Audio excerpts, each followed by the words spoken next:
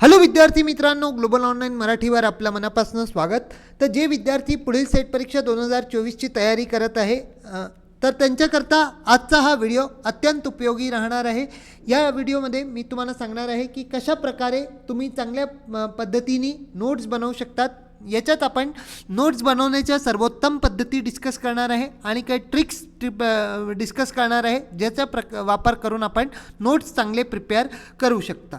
Okay, video सुरू करण्यापूर्वी तुमच्यासाठी एक छोटीशी सूचना की हा आपल्या तुमच्याकरता आम्ही कंप्लीट कोर्स ऑन पेपर वनचा ची बॅच जी आहे ती नवीन बॅच 15 डिसेंबरपासून स्टार्ट होणार आहे.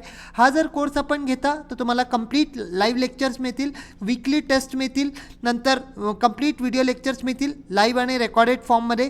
त्याच्यानंतर कंप्लीट सिलेबसचे नोट्स तुम्हाला इंग्लिश आणि मराठी दोन्ही लँग्वेजमध्ये उपलब्ध करून देण्यात येतील.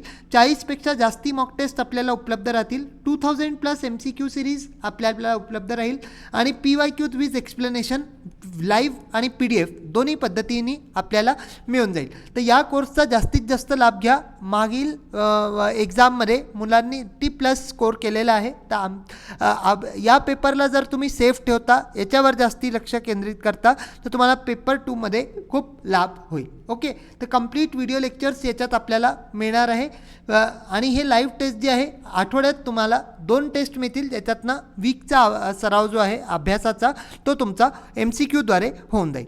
तर जॉईन करायला ग्लोबल ऑनलाईन ॲपला डाउनलोड करायचं आहे. कोर्स फीस इज 3000, पण 30%चा डिस्काउंट देऊन मात्र 2100ला हा कोर्स तुम्हाला पडेल. ओके, आता मेन गोष्टी येतात 2.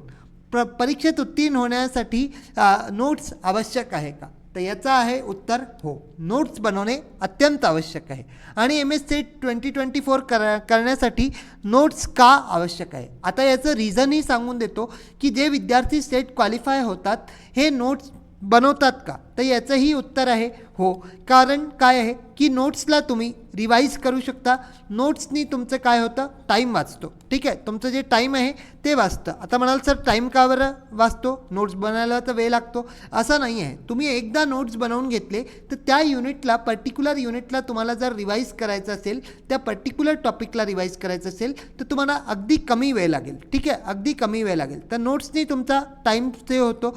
दुसरी गोष्ट, जेव्हा लास्ट मंथ येतो, तुमच्या परीक्षेचा जेव्हा लास्ट मंथ येतो तेव्हा तुम्हाला नोट्सची आवश्यकता अत्यंत पडते. त्यावेळी तुम्ही एकदम 400-500 पेजेसचे जे PDFs असतात, जे नोट्स असतात, ते तुम्ही वाचून हे करू शकत नाही. त्यावेळी तुम्हाला नोट्स नसले तर हे, आणि नोट्स हे अजून एक फायदा असतो की याला तुम्ही एनी टाईम एनीवेअर जे आहे हे रिवाईज करू शकता. म्हणजे कधीही कुठेही याचा यांना रिवाईज करू शकता. फॉर एक्झाम्पल तुम्ही जॉबवर आहे, जॉबवर तुम्हाला आपला रजिस्टर नेला आहे, तिथून रिवाईज करू शकता.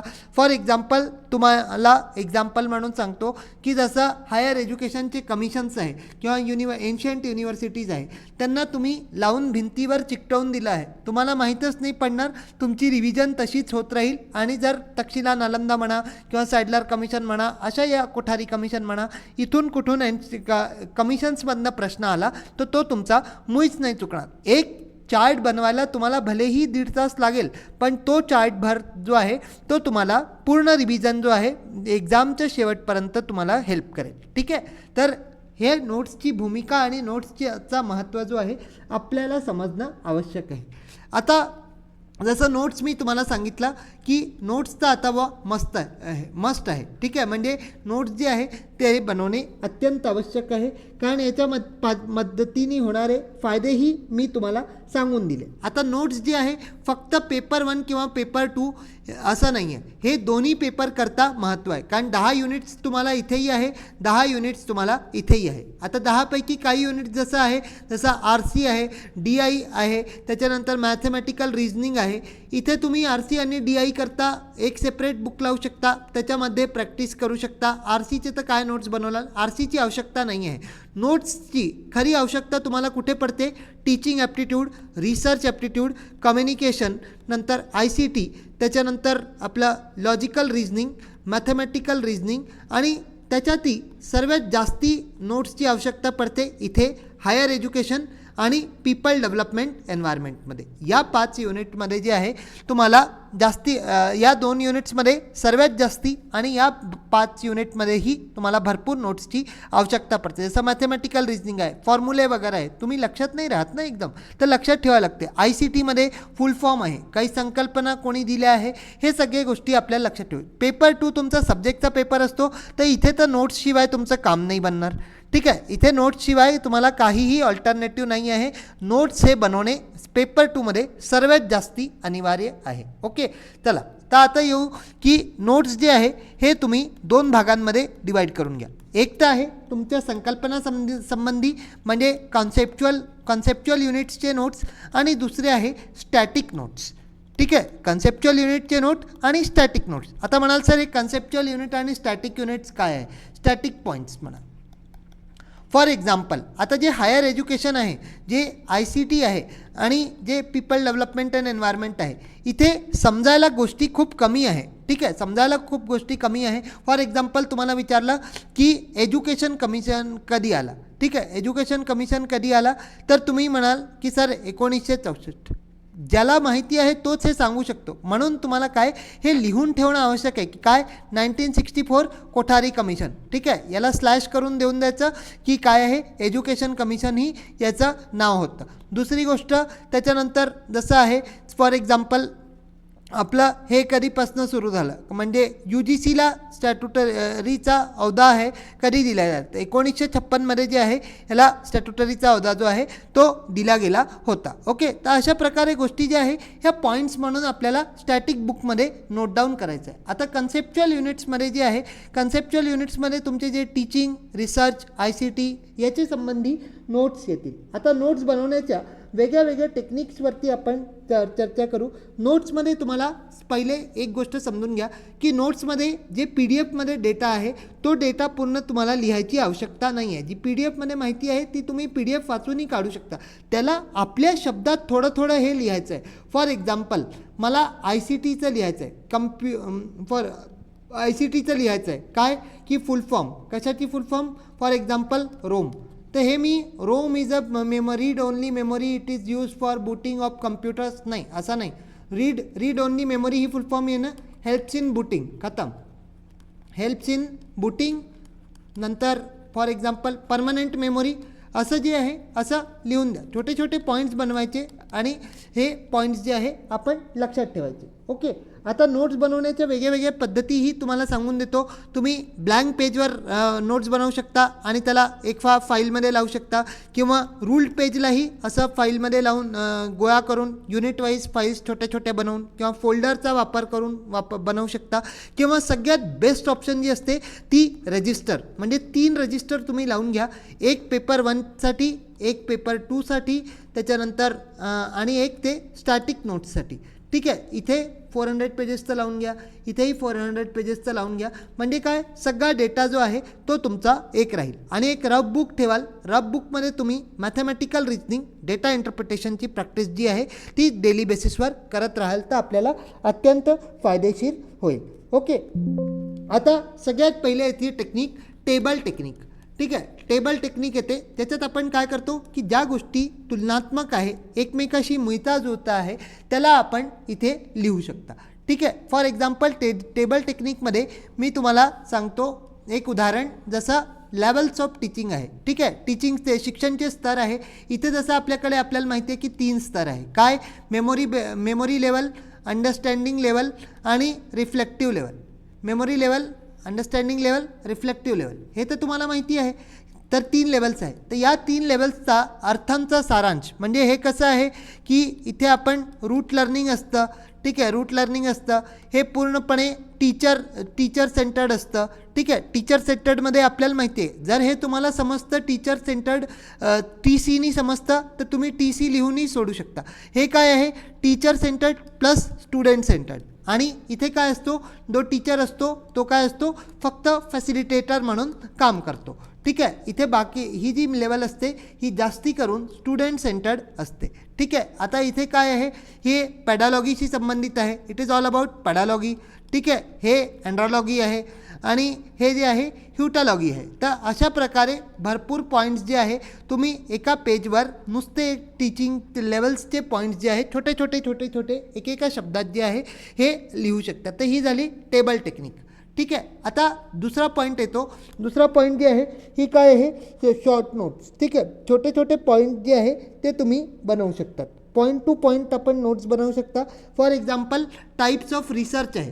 ठीक आहे. टाईप्स ऑफ रिसर्च आहे. जसं फंडामेंटल रिसर्च आहे. फंडामेंटल रिसर्चचा अर्थ 2 वहीमध्ये इथे लिहून द्या बारीकमध्ये मेन पॉईंट्स जे आहे. अप्लाइडचा लिहू शकता. तर हे पॉईंट टू पॉईंटवाले टेक्निक्स झाल्या. पण नोट्समध्ये जर अगदी कचरा केला तर ते आपल्याला समजणं जे आहे हे आपल्याला थोडंसं कठीण होऊन जातं. ठीक आहे. तर ही एक पद्धत लक्षात ठेवा. याच्यानंतर असतं एक कन्सेप्ट मॅप टेक्निक येते. ठीक आहे. तिसरी जी टेक्निक येते ती असते कन्सेप्ट मॅप. कन्सेप्ट मॅपमध्ये काय असतं, कन्सेप्ट मॅपमध्ये आपण सेंटर जितके पण कन्सेप्ट असतात ते आपण मध्ये, फॉर एक्झाम्पल तुम्हाला कन्सेप्ट मॅपचा सगळ्यात बेस्ट उदाहरण मी इथे दाखवतो. जसं हे आहे काय आपलं परसेप्शन. ते इंडियन लॉजिकमध्ये आपण प्रत्यक्ष म्हणतो, हे याचं कॉन्सेप्ट मॅप आहे. जसं प्रत्यक्ष आहे तर इथे मी काय लिहिलं आहे की नॉलेज थ्रू सेन्सेस, म्हणजे जे तुम्हाला सेन्सेसनी नॉलेज मिळते ती. आता टाईप्स किंवा काइंड्स ऑफ परसेप्शन काय काय. ठीक आहे. काइंड्स कोणकोणते आहे हे आपण लिहितो. जसं डायरेक्ट परसेप्शन झालं, रिमेंबर परसेप्शन झालं. ठीक आहे. हे माझ्या काळाचे नोट्स आहे जे मी तुम्हाला दाखवतो आहे, ज्यांनी तुम्ही गोष्टींना समजू शकाल. आता डायरेक्ट परसेप्शनच्या टाईप्स इथे आला. इतर टाईप्स जसं आहे ऑर्डिनरी, एक्स्ट्रा ऑर्डिनरी परसेप्शन हेही येतात. त्याच्यानंतर इथे स्टेजेस लिहिलेले आहे. स्टेजेसही आपल्याला येऊ शकतात एक्झाममध्ये. मग वेगळ्या 6 सेन्सेसनी 6 इंद्रियांनी जे आपल्याला शिकायला भेटतं हे 6 टाईपचे परसेप्शन्स आहे. त्याच्यानंतर इथे जसं इतर 3 परसेप्शन ज्या याच्या आतमध्ये येतात एक्स्ट्रा ऑर्डिनरीमध्ये, जसं सामान्य लक्ष आहे, जनान लक्ष आहे आणि योगाज आहे. तर या 3 इतर टाईपचे परसेप्शन्स आहे जे आपण कॉन्सेप्ट मॅपप्रमाणे अशा पद्धतीने नोट्स बनवू शकता. ओके. आता नेक्स्ट येतं माइंड मॅप. ठीक आहे. चौथी जी टेक्निक असते ती माइंड मॅप असते. माइंड मॅपमध्ये आपल्याला काही नाही करायचं आहे, आपल्याला संकल्पनांना मध्ये ठेवून घ्यायचं आहे. ठीक आहे. मध्ये ठेवून घ्यायचं आहे जी काही संकल्पना असेल. फॉर एक्झाम्पल तुम्हाला मी देतो की आपलं हे काय म्हणतात ॲक्शन रिसर्च. ठीक आहे. ॲक्शन रिसर्च घ्या. तर ॲक्शन रिसर्चच्या माध्यमातून तुम्ही काय करता की इमिडिएट प्रॉब्लेमला सॉल्व करता. ठीक आहे. इमिडिएट सोल्युशन टू प्रॉब्लेम हे झालं. मग त्याच्यानंतर याच्या कोणाद्वारे दिला गेला होता, कार्ट लेव्हिनद्वारे दिला गेला होता. ठीक आहे. कार्ट लेव्हिनद्वारे दिला गेला होता. त्याच्यानंतर याची प्रक्रिया काय आहे, प्लॅन, ॲक्ट, ऑब्झर्व, रिफ्लेक्ट. तर ही याची काय आहे, ही याची प्रक्रिया आहे. तर अशा प्रकारे बारीकीने आपण याचे छोटे छोटे कन्सेप्ट मॅप जे आहे हे बेसिकली माइंड मॅप जे आहे त्या एका संकल्पनेचा एका पेजवर बनवायचा. भले तो थोडी जागा घेईल पण नंतर तुम्हाला स्पष्टपणे आणि पटकन त्याला वाचून घेता येईल. ठीक आहे. हे ॲक्शन रिसर्च झालं. त्याच्यानंतर इथे काय आहे, can not be generalise. Action research जे आहे तुम्ही जनरलाइज करू शकत नाही. त्याच्यानंतर अजून एक पॉईंट इथे घेता येतो काय की पार्ट ऑफ अप्लाइड रिसर्च. ठीक आहे. Part of applied research. तर अशा प्रकारे जे आहे हे एक कॉन्सेप्टचा उदाहरण स्वरूप मी तुम्हाला बनवून दाखवलेलं आहे. याच्या व्यतिरिक्त जितके पण प्रोसेस येतात, ठीक आहे, जितके पण इयर असतात, मग काही स्थापना असते, एस्टॅब्लिशमेंट डेट्स असतात. ठीक आहे. कोणता कायदा कधी आला, मग काय घटना कुठे झाली आहे, एस्टॅब्लिशमेंट डेट्स येतात. त्याच्यानंतर इन्सिडेंट्स होतात ज्याच्या माध्यमातून हे असतं. नंतर मग तुमच्या ज्या फॅलसीज असतात, फॅलसी झालं. त्याच्यानंतर आपले सिक्वेन्स झाला, ग्रहतके झाले, अजम्पशन झालं. तर यांना काय करायचं, हे जितक्या पण गोष्टी मी तुम्हाला सांगितल्या आहे संकल्पनासोबत यांना लिहायचं. जेव्हा नोट्स बनवाल पेपर 1 किंवा पेपर 2 जिथे जिथे या गोष्टी राहतील तिथे तिथे त्या मेन्शन करायच्या.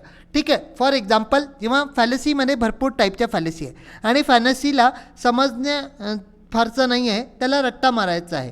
हायर एज्युकेशनमध्ये तुम्हाला कोणची युनिव्हर्सिटी कोणत्या साली आली, कोणत्याला युनेस्कोनी कधी वर्ल्ड हेरिटेज साईट घोषित केलं, हे तुम्हाला इयरमध्ये विचारलं जाऊ शकतं. जसं तक्षशिला आहे, तक्षशिलाला 1980मध्ये युनेस्कोनी वर्ल्ड हेरिटेज अवॉर्डचं दिलेलं आहे. तर काही नाही, 1980 युनेस्को लिहून द्यायचं आणि त्याच्यानंतर काय कोणाला दिलं आहे, तक्षशिलाला दिलं आहे. आणि हे तक्षशिलानं हेरिटेज अवॉर्ड नाही, UHA खतम, म्हणजे WHA वर्ल्ड हेरिटेज अवॉर्ड जे आहे हे कोणाला दिलं आहे, 1980मध्ये तक्षशिलाला दिलं आहे. तर या सगळ्या गोष्टी आपल्या स्टॅटिक बुक म्हणजे जे छोटं बुक सांगितलं तुम्हाला ते दोन्ही पेपरला सेपरेट ठेवायचं. पेपर 1चा सेपरेट स्टॅटिक बुक, पेपर 2चा सेपरेट स्टॅटिक बुक. इथे तुम्ही फॉर्म्युले वगैरेही लिहू शकता. ठीक आहे, तर हे लक्षात ठेवा. हे अशा प्रकारे तुम्हाला नोट्स बनवायचे आहे. ठीक आहे, आता ही एक पद्धत झाली. आता याच्याशिवाय जसं मी तुम्हाला अजून दाखवतो, एक क्लाउड टेक्निकही असते. याच्यात जी आहे क्लाउड टेक्निक असते. क्लाउड टेक्निक अगदी सिंपल असते. याच्यात तुम्ही काय की असे थोडे डिझाईन हे करता. ठीक आहे, थोडे डिझाईन बनवता. इथेही मध्ये संकल्पना ठेवतात. फॉर एक्झाम्पल इथे अप्लाइड ठेव. ठीक आहे, अप्लाइड रिसर्च घेऊ. मग किंवा एखादा सिद्धांत तुम्हाला लिहायचा आहे तर सिद्धांताबद्दल थोडी लिहू शकता. जसं पिगेट कॉग्नेटिव्ह डेव्हलपमेंट थ्योरी आहे, नंतर वायगॉट्स कायची थ्योरी आहे. असे छोटे छोटे गोष्टी जे आहे तुम्हाला इथे लिहून हे करू शकता. अजून 2-3 सॅम्पल तुम्हाला दाखवून देतो मी. फॉर एक्झाम्पल हे पहा, हे आहे टेबल टेक्निक. ठीक आहे, टेबल टेक्निकमध्ये मी कशाबद्दल लिहिलेलं आहे, जनरेशन ऑफ कम्प्युटर्स आणि क्लासिफिकेशन ऑफ कम्प्युटर्स. ठीक आहे, थोडा दिसण्यात ब्लर दिसत असेल, तुम्हाला झूम करून देतो. तर हे जसं जनरेशन ऑफ कम्प्युटर्स आहे, इथे जसं मी लिहिलं आहे की मेजर काय होतं, व्हॅक्यूम ट्यूब वापरण्यात आले. इथे मग ट्रान्झिस्टर वापर आले, इथे इंडिकेटेड सर्किट वापरले, मग लार्ज स्केल इंटिग्रेटेड सर्किट वापरले, मग अजून छोटे अल्ट्रा लार्ज हे वापरले गेले. मग मेमोरी काय काय आहे, मेमोरी जसं मॅग्नेटिक ड्रम आहे, रॅम रोम आहे, आता DRAM आहे, नंतर SRAM वगैरे आली, त्याच्यानंतर EEP रोम वगैरेचा वापर झाला. तर हे सगळं काय आहे, हे टेबल टेक्निक आहे. आता मला जनरेशन ऑफ कम्प्युटर्स जर PDF मधून वाचायचं लागलं तर मला भरपूर वेळ जाईल. पण मी या चार्टला 2 मिनिटात रिकॉल करून घेईल आणि माझ्या इथून जर प्रश्न आला एक्झाममध्ये तर माझा इथे मार्कही नाही जाणार.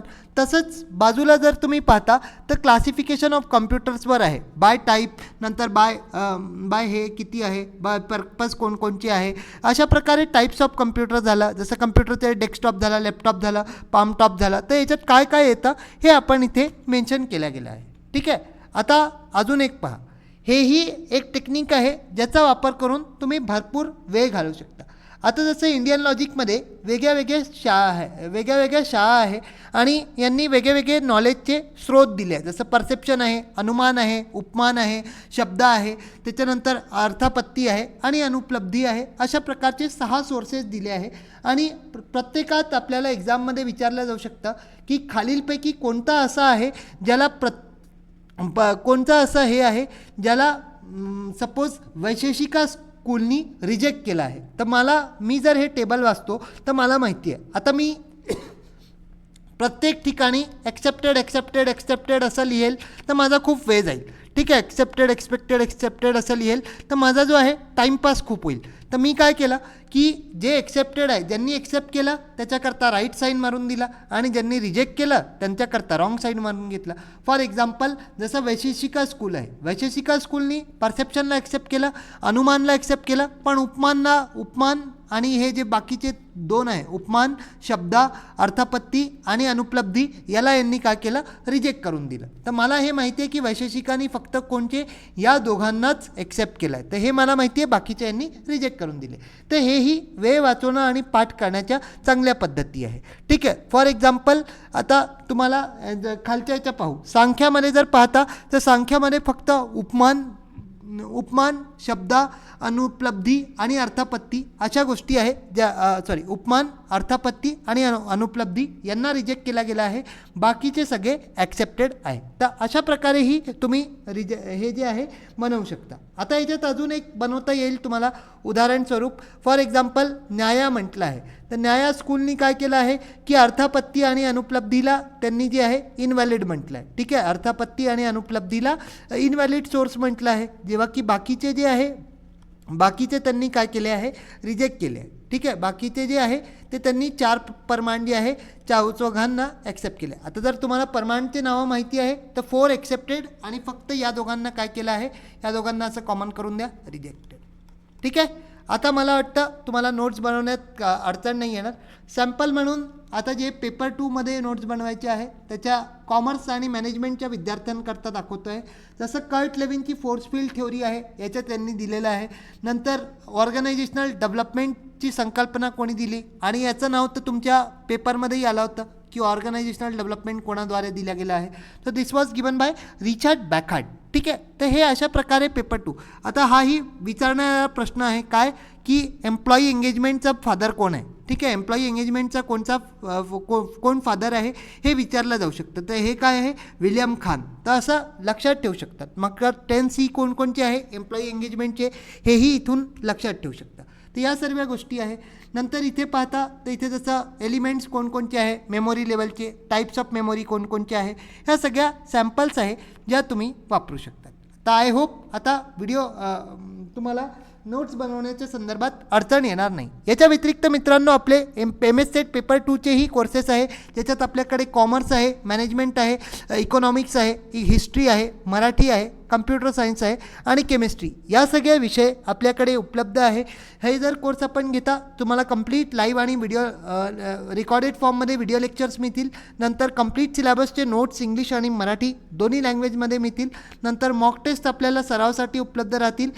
जिथे आपल्याकडे 25+ मॉक टेस्ट उपलब्ध आहे या पेपरमध्ये आणि PYQ तुम्हाला स्पष्टीकरणसह व्हिडिओ फॉर्मॅटमध्ये आणि PDF फॉर्मॅटमध्येही मिळतील. आणि प्लस सगळ्यात मोठा ॲडव्हान्टेज आहे की पेपर 2 आपण कुठलाही घेता तुम्हाला पेपर 1 बिलकुल फ्री दिला जात आहे. 10,000वर 20% डिस्काउंट करून आपल्याला कोर्स मात्र 8,000मध्ये दोन्ही पेपर मिळवून देईल. आणि आमची खात्री आहे की आपण तुमच्याकडनं अभ्यास जो आहे तो पूर्ण करवून घेणार आणि पलीकडच्या याच्यात तुम्हाला यश मिळवण्यात भरपूर योगदान देणार आहे. तर जॉईन करायला आपल्याला ग्लोबल ऑनलाईन ॲपला डाउनलोड करायचं आहे. डाउनलोड केल्यावर स्टोअर बटनावर कोर्सचं नाव टाकायचं. कोर्स शो झाल्यावर कोर्स सिलेक्ट करायचा. त्याच्यानंतर पेमेंट ऑप्शन येईल जिथे आपल्याला फी पे करायची आहे आणि फी पे केल्यावर जितकं पण कंटेंट इथे ॲडेड आहे सर्व काही तुम्हाला ॲक्सेस करता येईल. काही अडचण आली तर या 2 नंबरवरती व्हॉट्सअपने संपर्क साधून आपण डायरेक्टही जॉईन होऊ शकता. So that's all for today's video. Thank you, bye. Video आवडला तर व्हिडिओला एक लाईक करून द्या, चॅनलला सबस्क्राईब करून द्या. Thank you, bye.